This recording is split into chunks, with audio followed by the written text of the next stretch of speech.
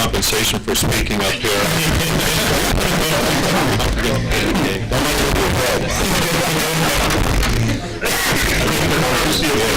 So, thank you, Gil. Mr. Chairman, members of the board, for the record, my name is Elmer Bull. I'm the chief of the Habitat Division for NDOW, and I'm before you today to present some information on recent wild horse and burro management activities in the state of Nevada. I'm going to start out with talking about some recently completed gathers, some that are ongoing, some that are planned for the future, and then a few other, I guess, administrative items related to wild horse and burro management in Nevada that I believe will be of interest to you. As far as recent gathers that have occurred, the BLM just completed a gather in the Wasatch Mountain Range in Mineral County.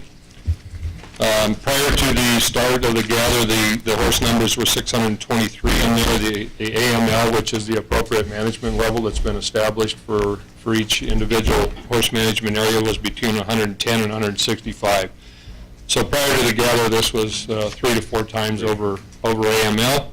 They successfully removed 457 wild horses out of that area. Initially, the BLM intended to treat some of the mares with an immunocontraceptive and release them back into the horse management area. However, due to the poor condition of the horses when they got them gathered up, they elected to just remove them from the range, which is probably a really smart decision.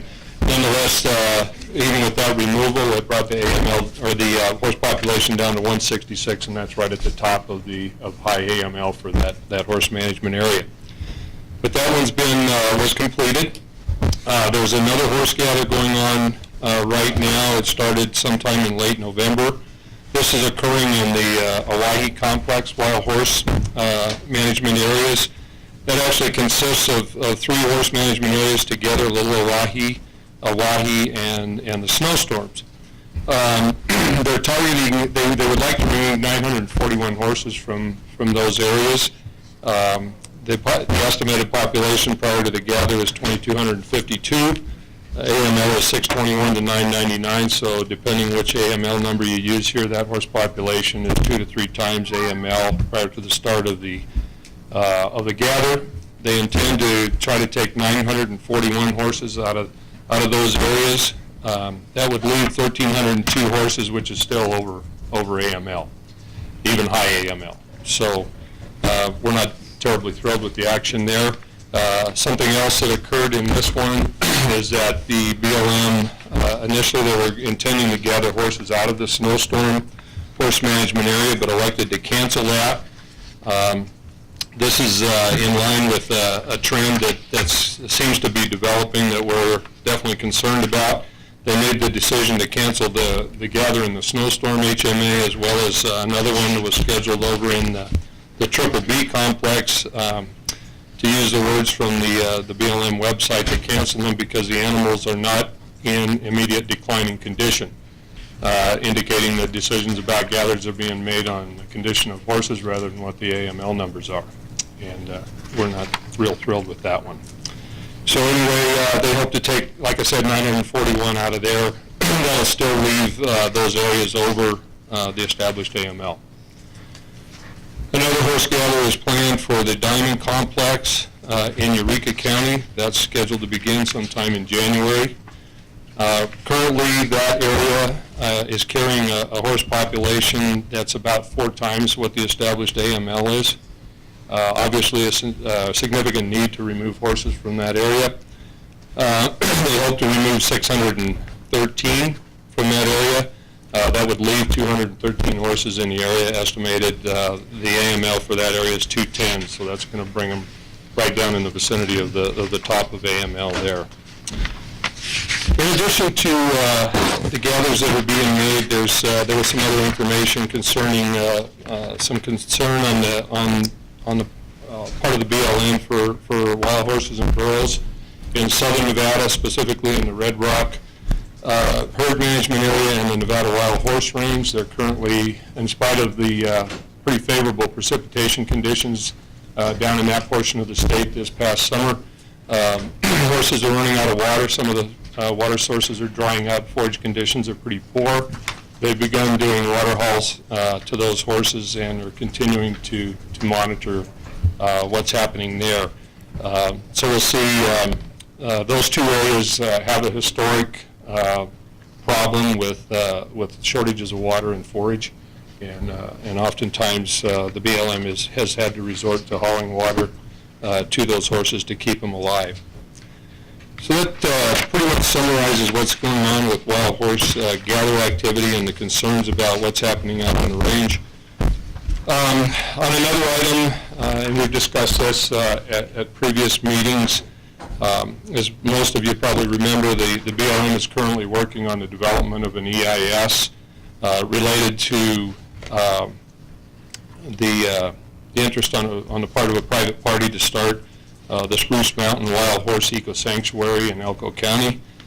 That EIS development process is ongoing. Our agency, of course, is a cooperating agency and will continue to provide input as that process moves along. Lastly, over the last probably quite 6 months or more, or 6 meetings or more, I've spoken about the potential for the Nevada Association of Counties, or NACO, to, I should say they were, contemplating the potential for legal action against the BLM related to what they consider the lack of appropriate horse and burro management in the state. And in the last few reports, it was pretty much a situation where the NACO had hired legal counsel, and they were attempting to evaluate whether NACO had standing in this type of an action. And I had a conversation, or an email conversation, with Jeff Fontaine, who's the executive director of NACO, yesterday. Asked him what was going on with that, and he provided me with some new information. It's rather interesting. The legal counsel for NACO has moved forward and written a letter that was sent to Secretary of Interior Salazar. This letter was sent in September. I didn't know about it. I just found out about this yesterday. Perhaps some of you may have heard about this. I'm not certain, but at any rate, this letter was written and sent in September, and essentially NACO, through their legal counsel, determined that they do have standing. Aligned verbatim from the letter states that NACO, in their opinion, has the ability and right both to participate in federal administrative proceedings under a wide variety of circumstances, and should it become necessary, participate in or bring litigation as aggrieved persons or as parties whose legal interests have been injured pursuant to Administrative Procedure Act. And then the letter, which is 11 pages long, goes on to articulate a number of provisions of the Wild Free Roaming Horse and Burro Act that the BLM is not adhering to at this point. It's very detailed. I'm not going to get into all those details. I have copies of that letter, and Mr. Fontaine was fine with distributing that letter. But it's rather interesting. It gets into the heart of the Wild Horse and Burro Act, which was passed in 1971, and delineates pretty explicitly shortcomings on the part of the BLM in administering and adhering to the terms of that law. It's quite interesting reading. As of right now, NACO has not received a response. That letter was written, like I said, in September. They have not received a response from the Department of the Interior. The closing line, or a couple lines in the letter, stated, we respectfully submit that absent your immediate assistance, NACO cannot currently see any other way to address the problem without litigation. So where this goes from here, I guess depends. They're waiting for a response. The NACO board is due to meet in January, at which time they'll consider what actions are appropriate moving forward. So anyway, that was about all I had. I can answer some questions. Yes, I have one. My biggest concern, you talked about their making decisions on horse gathers on body condition of the horse, are they considering range condition, habitat condition? Are they considering agenda item a few down our sage grouse? You know, we've got a feral animal that's causing destruction in our riparian areas that has a tremendous impact on our sage grouse, and we're looking at listing that. I mean, you gotta, that's one of the limiting factors that the Governor's Committee came up with, is the horse problem, and it seems like we just keep going backwards. And I know Amy and Raul were present during all those discussions, and we're still going backwards. I don't think it's an Amy and Raul issue. I think it is well beyond that. But I'm glad NACO's doing something, but where are we in it that we can do something? And do we need to, a couple of us start bugging the governor's office because we're going backwards fast. Well, I think we need to ask Amy or Raul whether or not they only have limited funds. So I don't know whether they're looking at this limited funds and determining where they only can do so many gathers, and are they just focusing that money and that effort on the highest priority in their mind, which would be declining individual horse, and forgetting that they're ever going to get, they don't have the dollars or the manpower to get to AML. That's what I'm saying. I don't believe it's an Amy Raul issue. I think it goes well beyond that, and us yelling at Amy and Raul will get us nowhere, right? Because they only have the dollars they have. We need to take a different tactic because we're not getting anywhere with the current one. Right. Well, one thing to go back to your initial point, Mr. Chairman, the AML levels were not something that was established by some outside party. That was established by the BLM based on what would allow for the maintenance of a thriving natural ecological system. And when we are seeing numbers that are 3, 4, and in some cases higher than that, 4 times the AML population, and certainly it's going to have an impact on range conditions and everything that relies on the status of those ranges. So, And we've had emergency gathers in the Jackson twice in the last 6 years, and they've been so far over AML, it's not even funny. And right. I just, what we're doing is not working, and I don't know what I can do to help, but we need to at least do something to get there. I was hoping our little sage grouse friend would help us get there, and that's not getting us there fast enough either.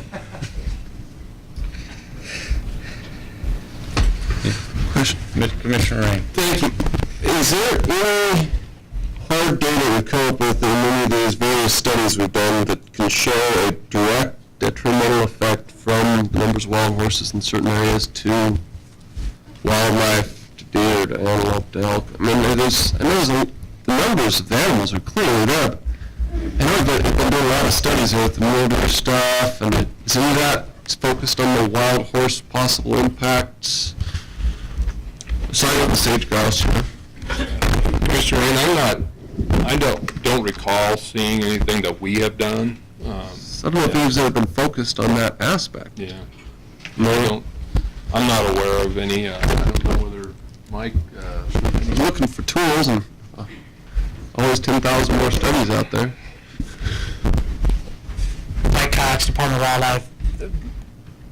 Brigham Young University, BYU, is wrapping up a master's student research on the Sheldon, where they were documenting with video direct competition with pronghorn at water sources. Mm-hmm. And so they've got a boatload of data and reams of video clips, and they're quantifying that right now. But other than that, I know we were asked, I don't know, it was a couple of years ago, there was a big question about a gap in the calicos, and we went back to our data to see if we could see a population response. So Tony and I and our regional staff looked at our pronghorn herds and our deer herds, and it's all indirect, and that's the problem. So we just have never been able to focus enough energy and time to look at a direct impact. I would think it'd be so indirect, it'd be really tough to glean from raw data. So I was asking about, you definitely see it out there, and the numbers are clearly there. From a sage-grouse perspective, there's a chapter in the SAB volume that talks about the effects of equine on sage-grouse, and there's really strong data that shows that, in fact, wild horses have a significant adverse effect on sage-grouse, brood-rearing habitat, and so on. So there is enough information there, but like you say, a lot of it's indirect. Anybody? Commissioner McBeth? Commissioner Moore, I can maybe help me out a little bit on this one, but my recollection in dealing with the BLM on a grazing permit, they do, it's not an EIS, it's an EA or something like that as part of a term renewal. And the BLM comes out and does an assessment of the range, and I remember reading the report, and it basically indicated that certain portions of the range didn't meet the upland standard. And so there's obviously some kind of, they have some kind of measurement of what the range conditions are or should be. And I was wondering if we could get, the data, and maybe even rather than just that, but what I'd like to see is, one, a map of all the HMUs in the state of Nevada. I'd like to see a table that sets forth those HMUs, indicates what AML is, and then what a current estimate of the population is in each of those HMUs. And then tying to that, what the standard is, what that BLM themselves has graded the standard of the habitat. And I'd like to visually see that and compare it to some of the maps now that we have on sage-grouse and some of the other wildlife habitats that we have, and so then we get a more visual picture and some of the numbers of what we're dealing with. I just If you want to. For the record, my name is Steve Siegel. I'm a Habitat Staff Specialist. So the Bureau of Land Management does have something called standards and guidelines. They were established by the Resource Advisory Councils that supply strategies for the BLM. And there are grazing allotments that do not meet the standards and guidelines. We can get a list of those. What BLM does is it does work with the allotment holder to try to help them plan to move them into the standards and guidelines. But what they're doing here is they are managing livestock grazing. They are not managing wild horse. Yeah, this is what you're hearing on is exactly the point I'm making, is that there should be no difference. What we're dealing with is what should the habitat conditions be, what is the proper range conditions should be, not what animals on there affecting it. And if there's a double standard, which I am absolutely convinced that there is, between wild horses and livestock, we are managing livestock. I know that they do manage. We can hear our livestock operators talk about it and how the BLM manages them, and yet here we have these horses, and they're managing based on horse body condition as opposed to the range conditions, which is the measure that they are managing the livestock. Now, I think that's my point, and that's what I want to be able to show is that the range conditions are irrelevant to management of the wild horses. So we do have information from the BLM that identifies which herd management areas are over AML, and as Elmer has mentioned, some of them are 4, 5, 6, 7 times what AML should be. The problem is that right now the BLM is not prioritizing their gathers to reduce to AML. They are currently prioritizing their gathers in sage-grouse habitat and in areas where the horses are showing to be poor condition. But you can imagine that if horses are coming up in poor condition, that wildlife may be in the same shape. And so what we're doing is we are looking at some of the animals that are coming in from people filling in tags. And we are looking to see whether or not there is adequate fat content, whether there's something wrong. And we're also talking with hunters as well to see what condition basically big game are in. And we'll be following up on any reports of areas where there's an obvious problem and try to determine whether or not it's because the habitat isn't being managed properly by the BLM. I guess what I'd really like to see is the range conditions and the HMUs based on the BLM's own standards. So one of the problems with that is that they don't, these allotment plans come up for renewal every 10 years, and they're behind schedule at even meeting that requirement. So we're not going to see a lot of current information on what the condition of the range is from the BLM. We get that information from our biologists, and we, on a very regular basis, when we identify that there's a problem out on the range, whether it's beaten down, whether there's no forage whatsoever, we're reporting that to the BLM. What's being done about it? Very little. Do we know how often, you're talking the numbers that they're over AML multiple times, but I don't think they're surveyed that often either. The first emergency gather that happened a few years ago on the Jacksons, their number that they thought they had was X. They went up and gathered more horses than they had in their estimate, and they still left too many over AML. And how did it get there? I mean, they're not counting. That's what it comes down to. Actually, they are counting, but horses move, and their methodology is, I wouldn't consider that to be the best. They don't make the same effort that our biologists make when we're counting game.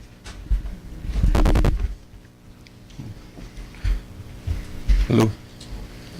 Commissioner Ryan. Hey, couple questions. One is that it's my understanding that when they do a survey flights for horses, that they don't make any estimates. They only count the number of horses they physically see. I've heard that from multiple BLM agents. That's still correct, your understanding, correct? Yes, they use what's called a two-observer process, and they take the higher number of the two observers. But I've seen some of the photos that, because they also take photos as well to help supplement it, but, and then they also follow up on the ground. But is it a foolproof method? Well, there's no extrapolation. They're not extrapolating about all the areas they're not flying over. You're flying over, you're only flying over half the trains, you're not doubling it. That's my understanding. They only count, only what they've seen with their own eyes, and that's it. And that's, of course, how they're coming up with higher numbers. They start gathering them, because suddenly they couldn't fly over the whole area. Okay, actually, is it my perception, or am I just off base here? I'm looking at wild horses at the strain of getting into sage-grouse, because they're somewhat related in where their methodologies are. Sage-grouse, we hear from the feds, and they say it doesn't matter how many sage-grouse there are. Only matters the range condition for sage-grouse. For dead form. I'll throw that out there as possible. Now for horses, it doesn't matter what the range conditions are, it just matters how good the horse condition is. So is that a double standard, or am I doing this somewhere? So it comes back to one kind of issue. The Department of Wildlife manages wildlife. We manage sage-grouse. We do not manage wild horses. The BLM manages wild horses. And so they're counting wild horses.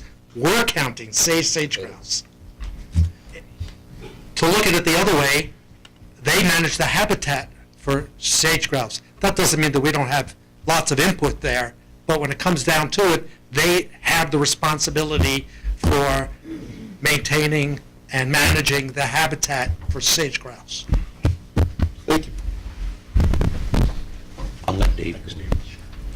Mr. McNitch. Mr. Chairman, I had a quick comment and then a question. The comment is that there are plans to have discussions about wild horses on a broader scale at the WAFWA meeting in January. So I don't know if those are still on track or not, but the intent was. So maybe there's nothing to do. We couldn't take any action today anyway, but maybe something will come out of that to shed a little light on some opportunities or some things that we can move forward on.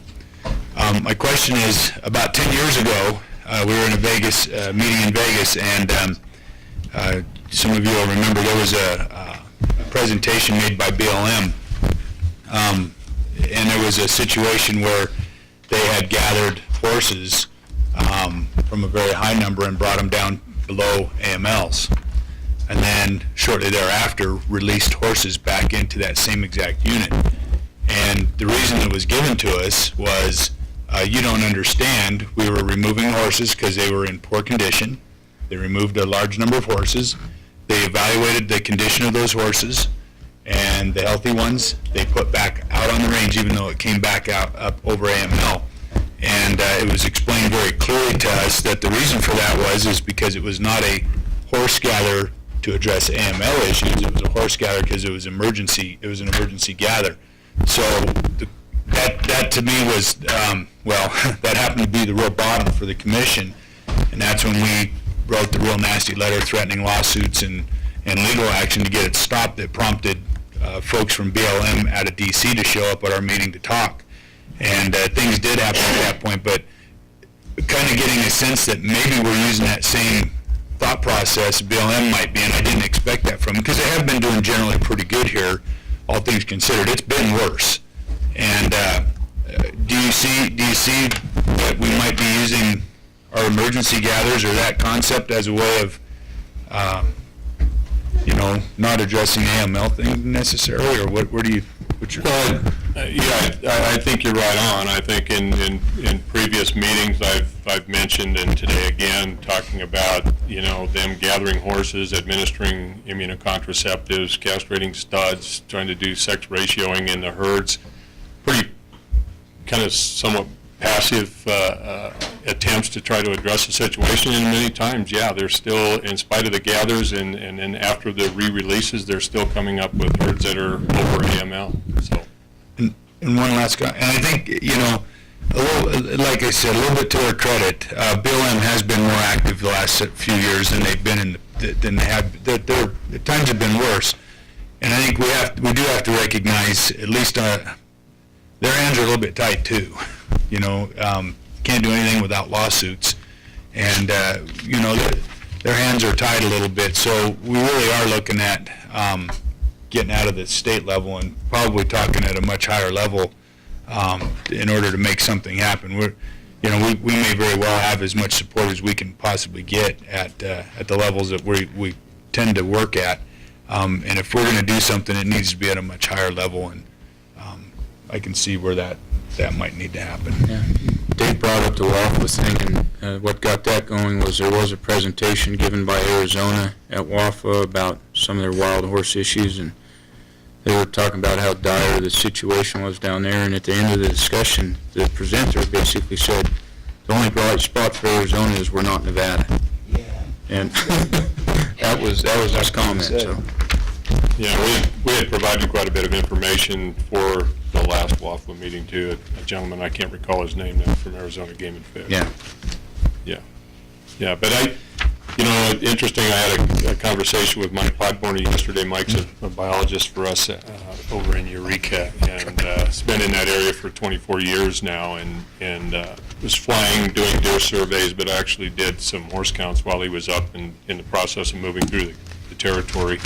Couldn't really come to any conclusions based on the number of horses that he counted in this deal, but he's going to turn that information over, and he took GPS coordinates on all of these horse herds and stuff, and he's going to work with the wild horse people in that area, in that district, BLM district, and try to compare some notes on just what their numbers look like compared to what he saw. And his was, again, not intending to count horses, but in the process of moving from one spot and the other to doing surveys, he captured a lot of horse information, horse inventory data, and the GPS waypoints for those herds. So, but he's was telling me that the Cortez Mountains, for example, are just absolutely nuked. They didn't get a lot of moisture this year. There's huge horse numbers out there, and it's in really tough shape, he says. And having looked at it for 24 years from the air, he's got a pretty good idea of just how bad things are getting in some areas of that he's responsible for. Thank you, Mr. Chairman. In my view, this whole situation, when you manage, I believe that the horses are being managed at the current time in the political arena and not on the ground. And Commissioner McNinch hit the nail on the head. We commonly go out with our range specialists. They see what's going on, and they have ideas as to how to correct different problems.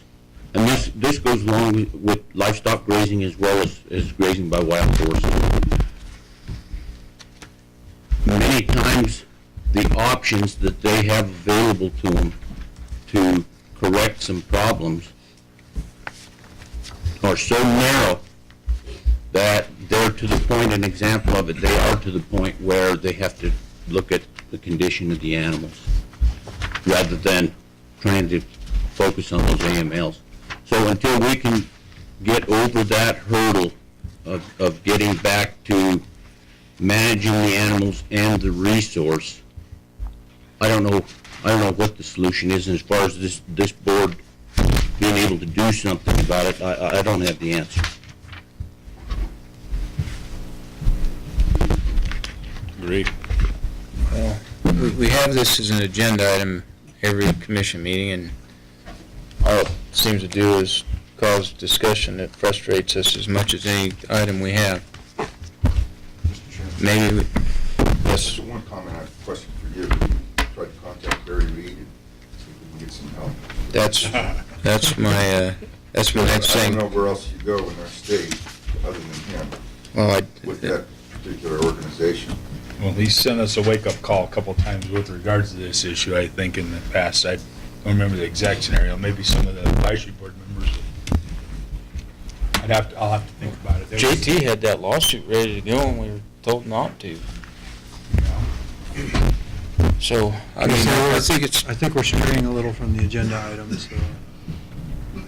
okay,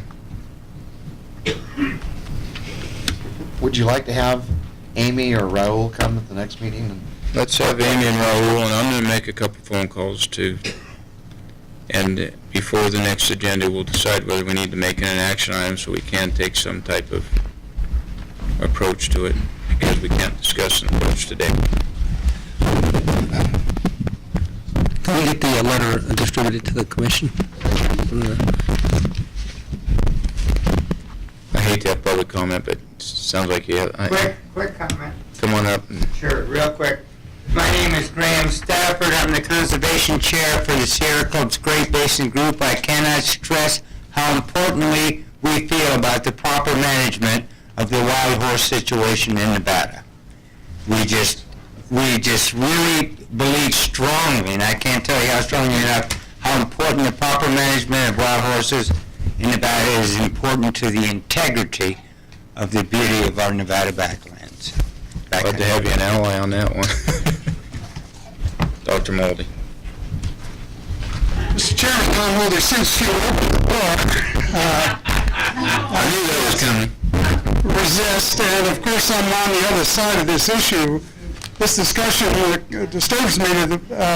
Sounds like it's a done deal in the way you view horses. You should know that horses have a huge constituency in this state, including me. And there's a whole other side to this issue that I haven't heard represented here. And what I suggest at some point is that you set this as an agenda item where I can alert my wild horse friends and have them here, and you can hear another side of the issue that you have not heard today.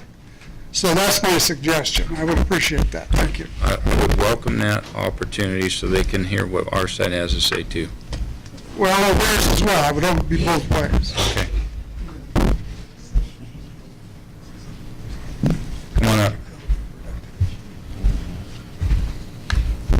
I'm Art Johnson, from Esmeralda County. When the Wild Horse Anti-Act came into being, the numbers were stated that were going to be on our range. And BLM has never followed those numbers. And I was the second one in court over controlling what turned out to be a neighbor's animals getting into my property. In Esmeralda County, all the agriculture people have to have stringent fences, cattle guards, just to keep wild horses out of our fields, out of our pastures, out of our haystacks. And we constantly catch BLM trucking more horses out and dumping them in our ranges. And last week when I was out hunting deer, the ground that I was crossing was totally destroyed by horses. I mean, there wasn't any feed for deer out there. There was nothing there that would encourage new plants growing out there because the ground had been pounded to death. So as far as I'm concerned, the blame is with BLM because they never followed the law. They're above the law. If I take the law into my own hands, they'll take me to court or write me a citation. They tell me I can't even chase the horses off my property. So that's just my input on where the blame really lies. Looks like you have something you want to say. Yeah, just a request that Mr. Bull could maybe provide copies of that letter to the public by email or something for request. I believe we should have access to a copy of that letter. Anyone that's interested? Oh, It'll be posted, it'll be posted as part of our, okay, on thanks, the thanks. Anybody else? That ended about the same way we have every time. Frustrated. Mr.